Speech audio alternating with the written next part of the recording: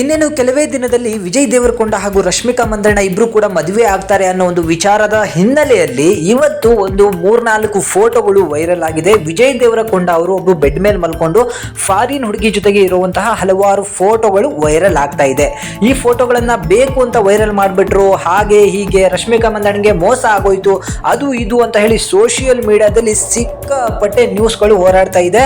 So ಇದು ನಮ್ಮ ವಿಜಯ್ ದೇವರಕೊಂಡ ಅವರ ಇನ್ನೊಂದು ಮುಖವಾಡ ಅಂತ ಹೇಳಿ ತುಂಬಾ ಜನ ಅಂತ ಇದ್ರು. ಬಟ್ ಇದರ ಅಸಲಿಯತ್ತೇನು, ಈ ಫೋಟೋಗಳು ಎಲ್ಲಿದ್ವು, ಈಗಲೇ ವೈರಲ್ ಆಗಿದ್ವಾ ಅಥವಾ ಮುಂಚೆನೆ ಗೊತ್ತಿತ್ತಾ, ಈ ವಿಚಾರ ರಶ್ಮಿಕಾ ಮಂದಣ್ಣ ಅವರಿಗೆ ಗೊತ್ತೋ ಇಲ್ವೋ ಅಂತ ಹೇಳಿ ಈ ವಿಡಿಯೋದಲ್ಲಿ ನೋಡ್ಕೊಳ್ತಾ ಹೋಗೋಣ.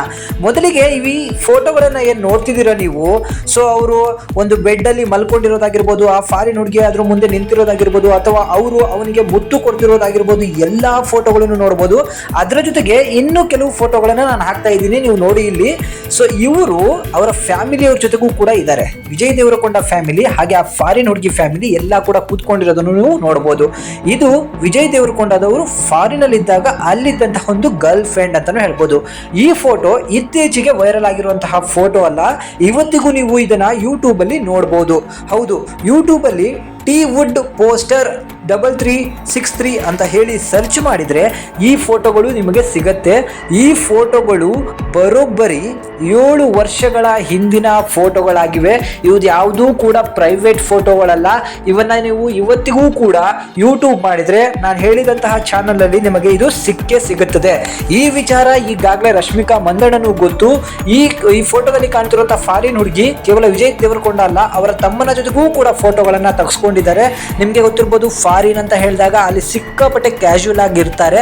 ಆ ಫೋಟೋಗಳನ್ನ ಇಟ್ಕೊಂಡು ಕೆಲವರು ಮಾಡೋ ಕೆಲಸ ಇಲ್ಲದೆ ಈ ರೀತಿ ನಾನ್ಸೆನ್ಸ್ ವಿಚಾರಗಳನ್ನ ಹಬ್ಬಿಸ್ತಾ ಇದ್ದಾರೆ ಹೊರತು ಇಲ್ಲಿ ಯಾವುದೇ ರೀತಿಯಾದಂತಹ ರಶ್ಮಿಕಾ ಮಂದಣ್ಣನಿಗೆ ಮೋಸ ಆಗಿಲ್ಲ.